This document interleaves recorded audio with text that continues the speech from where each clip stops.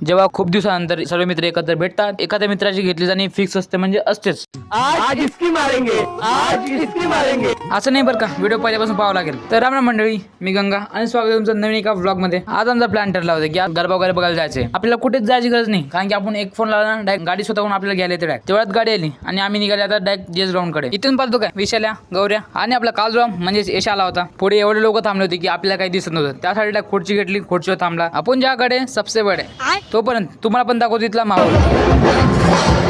आता तुम्हाला माझ्या मित्रांशी इंट्रोडक्शन करून देतो. हा आपला ब्लॅक चॉकलेट, त्याच्याच बाजूला व्हाईट चॉकलेट, कारण की याच्या अंधारात दिसत नाही, त्यासाठी विशालाला बाजूला ठेवणं पडतं. मुंह से सुपारी निकाल के बात कर रहे बाबा. इसके मुंह में पैदाशी सुपारी है. हे सगळं पाहून गौरव भाऊ आपल्या इकडे वेगळंच लाजत होते. तेवढ्यात आपल्याला लहान पोरगा दिसला. त्याला म्हटलं धरू का तुला धरू, तो डायरेक्ट रडायला लागला रे भाऊ. त्याला बाय बाय करून आम्ही डायरेक्ट निघाले प्रेमनगरकडे. तेवढ्यात प्रेमनगर आले. तिथे येऊन पाहतो काय आपल्या कालरामच्या डोक्यात नवीन विचार सुरू झाला. म्हणे मी गाडी चालवतो म्हणे. हे ऐकून काय आमची रिॲक्शन.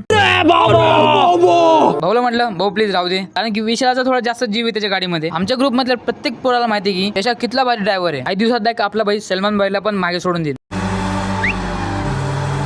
आता चालू झाला डावांशी बोलण्याचा कार्यक्रम. त्यात टॉपला होते म्हणजे आपल्या गौऱ्या आणि विशाल्या. भाऊला म्हटलं भाऊ आमची काबर जळवतो यार, आम्ही चुपचाप बसलेले इकडे. आपल्या यशाला कमी नका समजू बरं का, याचे पण 2 ते 3 डाव आहे. मला कधी कधी वाटतं मी एकटाच सिंगल राहून गेला. साला ये दुख काय खत्म नहीं होता बे. तर पब्लिक आजचा व्हिडिओ भेटू आपण नेक्स्ट व्लॉग मध्ये. जर तुम्हाला ही व्लॉग थोडासा आवडला असेल तर नक्की लाईक करून फॉलो करून घ्या.